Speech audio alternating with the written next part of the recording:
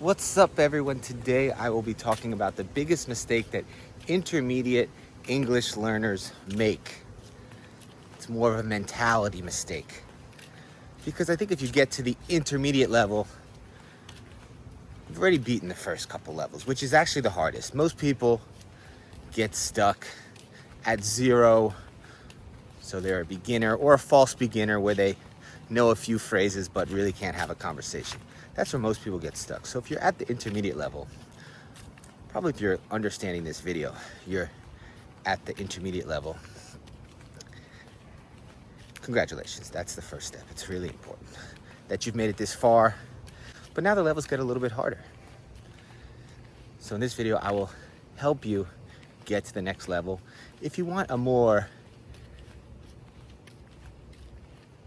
complete training on how to get to the next level, I offer that. I'll leave the QR code here and also the link below. We have weekly classes with me. It's very cool. That's an option, really good option. But here, if you just watch this video and just leave a like or leave a comment, I will really appreciate it. And I think this video will help you get to the next level. As I said, every level has its own challenges. In the beginning, you're scared, you're nervous, you don't know any vocabulary, you don't even know where to start. In the final stages, when you're advanced, it's hard to really see improvement when you've already got to that level, because you know so many phrases, you pretty much know all the structures, but you still make a few mistakes. Or maybe your pronunciation is a little off, or you don't have the exact pronunciation that you want to have. That's obviously not a problem. You could get to that level and that'd be perfect. But there's an intermediate level, and I'm speaking from experience learning Portuguese and Spanish. And actually, I'm fixing this now in my Portuguese. And I wish I would have fixed this years ago when I was just getting to the intermediate level. So when you're speaking and you're at the intermediate level, you need to fix your mistakes.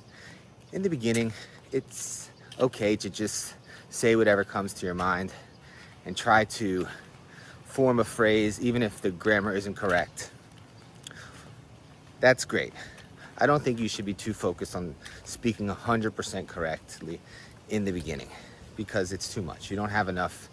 There's too many things to do in the beginning for you to worry about speaking correctly.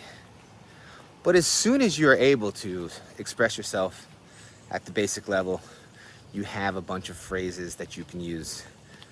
And now you're trying to form new phrases from these phrases. You want to make sure that you don't repeat mistakes, because repeating mistakes is training your mind to commit these mistakes in the future. You are engraving these mistakes in your speech pattern, and you will continue to commit these mistakes in the future. It's like building a house with a bad foundation. Eventually it's gonna fall apart. Or it's like going to the gym and training but not using the proper form. Sometimes it's better not to train than to train with an improper form, because you could hurt yourself, you will build bad habits, and we want you to avoid bad habits in English. So when you say something and you are not sure, find out the right way to say it. There are plenty of free tools on the internet, between Google Translate, all the AIs, the ChatGPTs. You can just go into ChatGPT, leave a voice memo, which is the way I like to do it, and just make sure you're saying the phrase correctly. You could say the phrase in your native language and translate it to English, and even ask for a few variations. I like to have a few variations of each phrase. It's like if you are a boxer, you don't want to just have one punch or one combination. You want to have a few different combinations to always keep them guessing. And when we're talking about language learning, to help you speak in a more dynamic way, if you have a few different ways to say it. So always make sure that you have the right way to say it memorized, and then that you repeat it at least 5 times. So for every one time you made the mistake, you have to say it correctly 5 times to get that false pattern out of your head. It's really important, and I didn't do this a lot, so this is a mistake that I'm telling you from experience. I still make a lot of mistakes in Portuguese with the gender of the nouns and then the adjectives that correspond to the nouns and the articles, because I didn't train it when I was learning. So now I have to go back and correct it. And it's harder because I've already built these mistakes as patterns, reoccurring patterns. When your teacher tells you the correct way to say it, don't just say, okay, yeah, thanks. Say it 5 times.